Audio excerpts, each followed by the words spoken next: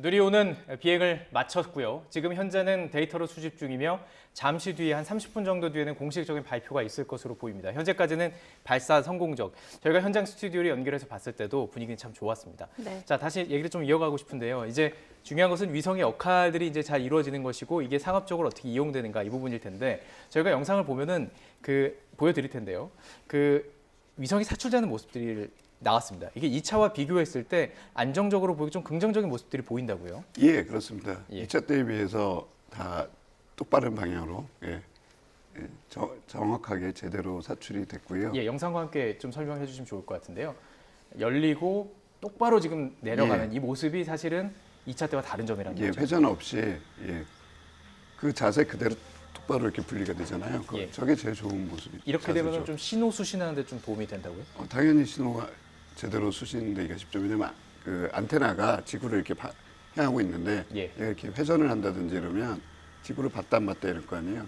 그러면 지상국하고 연결이 됐다 안 됐다 하기 때문에 되게 좋지 않습니다. 지금 이 큐브 위성들도 그냥 그 자리에서 어떻게 표현해야 될까요? 그냥 쑥 나오거든요. 예, 맞습니다. 이게 아주 안정적으로 나오는. 예, 맞습니다. 그렇다면 누리호 2호 때는 좀 걸린 것처럼 얘가 돌았거든요. 그러면 얘가 지상하고 수신도 문제지만은 저게 도는 거 자세를 잡지 못하면 만약에 지구 관측을 한다. 그러면 원하는 곳을 제가 볼 수가 없잖아요. 네. 자, 2차 발사와 3차 발사의 가장 큰 차이점, 실용위성을 이번에는 실었다는 점입니다. 이 실용위성 어떻게 앞으로 우리가 활용을 할 수 있을까요, 김 기자님? 실용위성 같은 경우는 지금 카이스트에서 제작을 한 건데요. 지금 중요한 게 뭐냐면 이 실용위성에 사라고 불리는 레이더 영상 부품을 실었다는 이야기입니다. 근데 이 사라는 게 뭐냐면 레이더로 지표면을 찍는 겁니다. 따라서 비가 오거나 흐리거나 뭐 밤이거나 상관없이 전천으로 지상을 관측할 수 있다라는 겁니다. 이 사라는 기술 같은 경우는 우리 아리랑 로켓 위성에 지금 실린 기술이기도 한데 그게 우리 기술이 아니거든요. 그러니까 사 기술을 도입을 해서 연구를 해서 우리가 자체로 국산을 한 겁니다. 그 국산한 결과가 이번에 차세대 소형 위성 2호에 실린 건데 문제는 이렇게 우리가 아무리 개발을 해도 우주에 나가서 실제로 작동을 하지 않으면 어느 나라도 이 기술을 사질 않습니다. 그러니까 우리가 이걸 확립하고 이게 우주에서 충분히 작동한다라는 걸 보여줘야지만 우리가 우주 기술을 확보했다라는 신호가 되는 겁니다. 그 부분에서 굉장히 중요한 역할을 하고요. 또 자체적인 역할도 있습니다. 아까 말씀하신 전천후 관측 또는 여러 가지 산림 생태 관측도 있고요. 여러 가지 기능들을 많이 하기 때문에 사라는 의미 외에 가지고 있는 임무 자체도 굉장히 중요한 의미를 갖는다. 이렇게 말씀드릴 수 있습니다. 지금 세계적으로 기후변화도 아주 큰 문제지 않습니까? 이 기후변화를 또 좀 대응을 하는데도 좀 도움이 될 것 같아요. 맞습니다. 이 임무 중에 하나가 북극 해빙을 관측한다는 것도 있고요. 또 산림 생태 관측, 해양 환경 오염 관측이라는 부분도 있습니다. 그러니까 이 자체에 아까 말씀드렸던 사라는 것 말고도 여러 가지 부품, 탑재 부품들을 싣고 있기 때문에 각각의 역할들을 하거든요. 따라서 잘 발사가 된 차세대 소형위성 2호가 곧 지상국과 잘 교신이 돼서 제대로 된 임무, 제대로 된 평가를 받기를 기대를 해봅니다.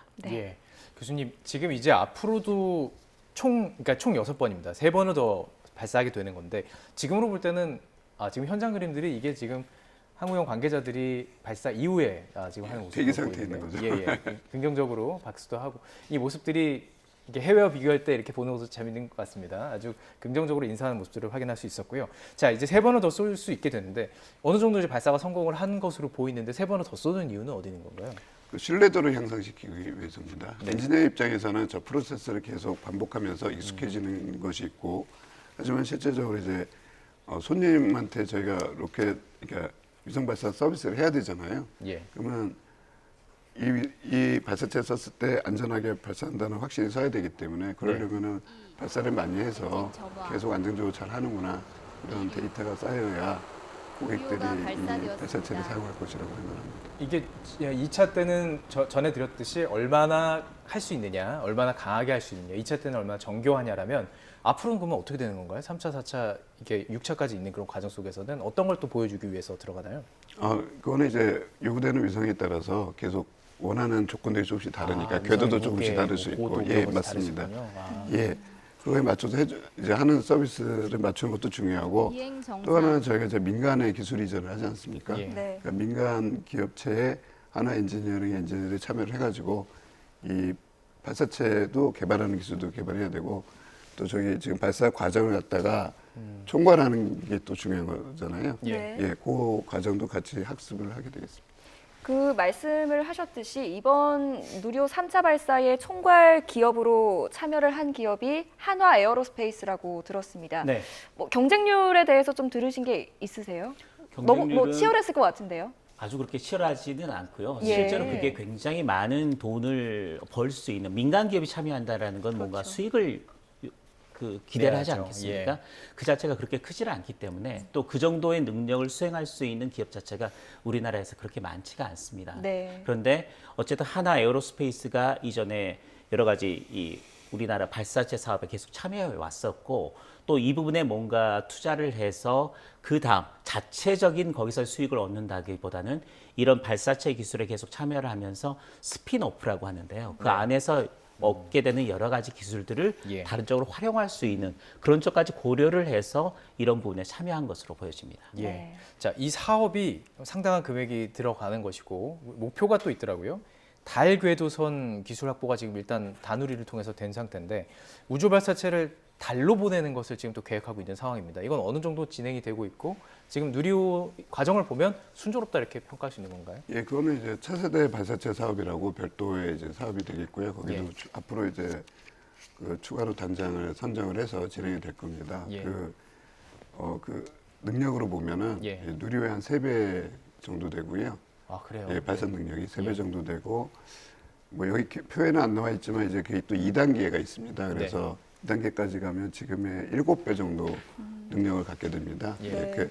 그래서 일단 첫 번째 차세대 발사체 사업에서는 저희가 1.8톤 정도를 달 궤도에 투입을 할 수가 있고요. 1.8톤을 달 궤도로. 예. 예, 그리고 그다음에 이제 그다음이 되면은 아마 예. 한 4톤 정도, 예. 4톤 정도까지 투입할 수 있을 걸로 보고 있습니다. 그 오늘 오전에 이제 그 관계부 차관의 인터뷰를 보면 유인, 그러니까 사람을 보내는 것도 계획 중에 있는 걸로 들었거든요. 이건 전혀 다른 차원의 이야기인 거죠? 예, 그렇습니다. 예. 그 드래프트 수준에서는 예. 있는데 예. 그거는 그때 가서 결정을 해야 될 것 같습니다. 왜냐하면 그 사람을 태운다는 게 이렇게 쉬운 일이 아니고요. 네. 예산 측면에서는 일단 유인이 되는 순간 똑같은 일을 하는데 한 10배 정도 예산이 듭니다. 네. 그래요. 예. 예. 위성이면 뭐 공기를 공급할 필요 없지만 네.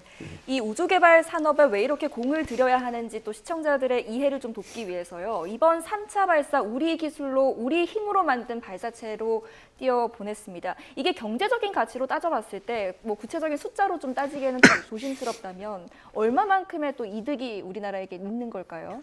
실제로 이 정도의 로켓을 그 위성을 다른 나라 이미 발사체 기술을 가지고 있는 국가에 의뢰를 해서 발사를 했다면 네.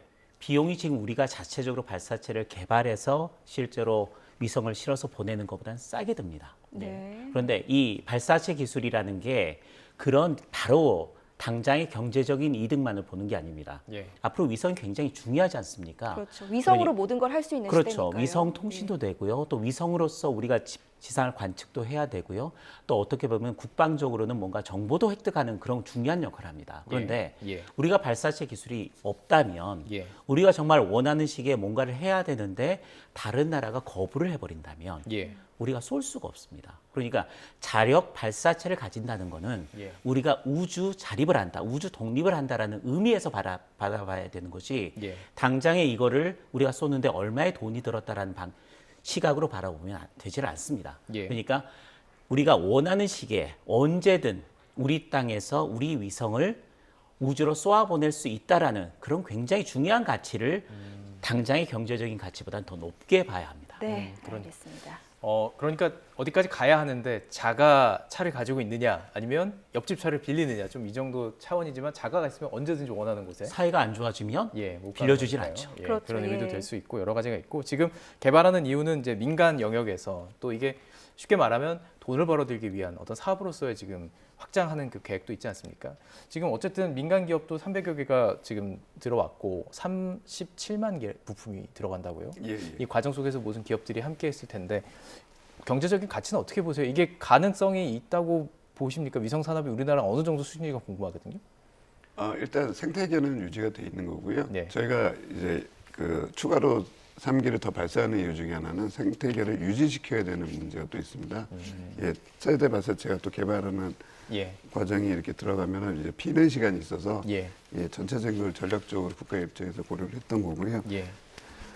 현재 생태계는 일단 확보가 됐고 이 기업들이 최종적으로는 이제 해외 수출도 하고 예, 저희가 발사 서비스도 제공을 해야 되는데 네. 그거 될 때까지는 그 가격 경쟁력까지 확보할 때까지는 예. 정부가 그래도 좀 예, 위성을 좀 계속 발사해주고 예. 해야 되지 않을까 이렇게 싶습니다. 지금 저희가 쏘아올린 위성이 잘 작동을 한다면 다른 나라라든지 이렇게 저 기업에서 만든 위성이나 제품들 뭐 재료들이 괜찮다 이렇게 검증되는 거죠? 그럼요. 예. 저희가 결국 이제 그 우주 경제가 활성화된다는 거는 우주에서 뭔가 활동을 해서 거기서 부가가치가 창출이 된다는 거고요. 네. 앨런 머스크가 첫 번째로 보여준 거는 적외선통신 위성에서 돈을 벌 수 있을 거라는 거고 6G 시대로 더 넘어가면은 예. 적외선통신 위성으로 지구 통신 지상 통신망을 연결하는 게 예. 지상에서 바로 연결하는 것보다 가격적으로 더 저렴하고 통신 품질이 더 좋다는 겁니다. 지상에 하나하나 기지국이 살 필요 예, 없으니까. 맞습니다. 예, 예. 그래서 그걸 가능성을 보고 하는데 거기도 앞으로 몇 년은 계속 적자를 봐야 되고요. 예. 근데 돈이 네. 그렇습니다. 네. 자, 지금 이제 누리호가 보내오는 데이터를 분석 중입니다. 분석 중이고 정부 발표가 곧 있을 예정입니다. 자, 만약에 이게 완벽한 성공이라고 판단이 된다면 이번 3차 발사 결과만으로 놓고 봤을 때 다른 세계 어떤 다른 사례들과 비교하면 수준을 어느 정도로 좀 보면 좋을까요? 우선은 굉장히 빠른 발전입니다. 네. 그러니까 우주 선진국이라고 하더라도 우주 발사체 기술을 도전을 해서 수립을 하고 뭔가 경제성을 지니고 확률을 높이는 정도까지 최소한 한 20년 이상 정도가 소요가 돼야 되거든요. 그런데 우리나라 같은 경우는 최소한 15년, 20년 정도 사이에 아무것도 없는 곳에서 이 정도까지 왔다라는 이야기죠. 위성을 실전으로 손님을 우주 궤도까지 올릴 수 있는 정도까지가 됐다는 거기 때문에 굉장히 빠르다, 속도가 빠르다라고 말씀드릴 수 있습니다. 예, 알겠습니다. 아직도 저희는 기다리고 있습니다. 지금 발사는 성공적으로 보이고요. 이제 공식적인 발표를 기다리고 있는데요. 잠시 뒤에 이어지는 뉴스를 통해서 또 전해드릴 수 있을 것 같습니다. 저 오늘까지 여기까지 이야기를 좀 나눠보도록 하겠습니다. 김진두 기자 또 그리고 곽신웅 국민대학교 교수와 함께 얘기 나눠봤습니다. 고맙습니다. 네, 잘 들었습니다.